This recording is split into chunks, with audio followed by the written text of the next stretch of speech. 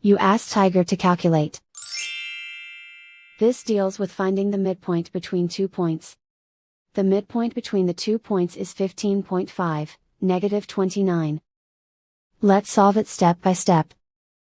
Plot the 2 points and calculate the midpoint using the formula. The coordinates of point 1 are, x1 equals 0, y1 equals 40. The coordinates of point 2 are, x2 equals 31, y2 equals -98. PM represents the midpoint of the 2 points.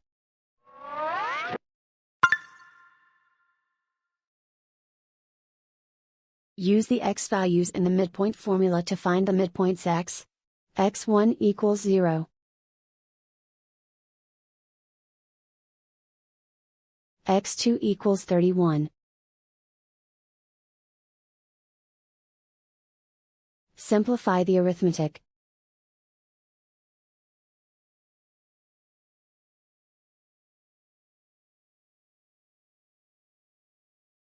Use the y values in the midpoint formula to find the midpoints y.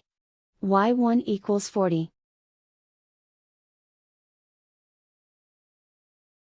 y2 equals -98. Simplify the arithmetic.